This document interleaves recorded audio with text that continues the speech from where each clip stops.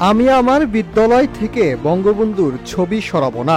বিদ্যালয়ের প্রধান শিক্ষিকা শামীমা ইয়াসমিন প্রথমে দৃঢ়ভাবে এই মন্তব্য করেন। প্রধান শিক্ষিকার এমন মন্তব্যের পর পিরোজপুরের নেসারাবাদ উপজেলার সোনারগোপ রমেশচন্দ্র সরকারি প্রাথমিক বিদ্যালয়ে শেখ মুজিবুর রহমানের ছবি ঝুলিয়ে রাখাকে কেন্দ্র করে পুরো উপজেলা জুড়ে তৈরি হয় উত্তেজনা। পরে উপজেলা সহকারী শিক্ষা কর্মকর্তা মোহাম্মদ গিয়াসউদ্দিনের ফোন পাওয়ার পর তিনি নিজেই অফিস কক্ষ থেকে ছবিটি সরিয়ে ফেলেন।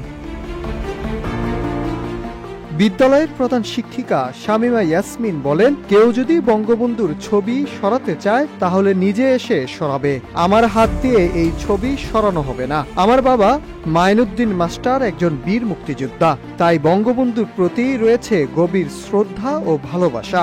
আমরা বঙ্গবন্ধুকে হৃদয়ে ধারণ করি ও ভালোবাসি, তার অপমান কখনই চাইব না। কেউ যদি জোর করে ছবি অপসারণ করে সেটা তাদের ব্যাপার, কিন্তু আমি নিজে তা করব না। প্রধান শিক্ষিকা আরো বলেন, বিকেলে শিক্ষা অফিস থেকে ফোন পেয়ে ছবিটি আমি নিজেই খুলে বিদ্যালয়ের একটি আলমারিতে চিলকোঠায় রেখে দিয়েছি। এ বিষয়ে নেছারাবাদ উপজেলার সহকারী শিক্ষা কর্মকর্তা মোহাম্মদ গিয়াসউদ্দিন বলেন, দেশের পট পরিবর্তনের সঙ্গে সঙ্গে উপজেলার সব বিদ্যালয় থেকে শেখ মুজিবের ছবি সরানো হয়েছে। তবে এ বিষয়ে এখন পর্যন্ত কোনো সরকারি নির্দেশনা নেই। আমি বিষয়টি জানার পর সংশ্লিষ্ট শিক্ষিকাকে অবহিত করি, এরপর তিনি ছবিটি সরিয়ে ফেলেন।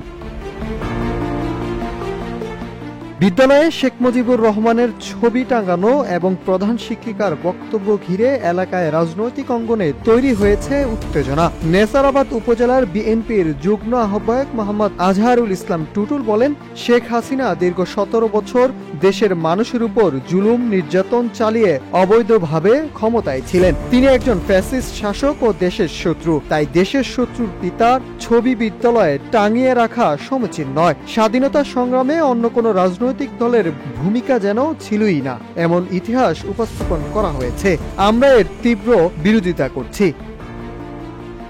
Nahid Hasan, news desk, Ittefaq.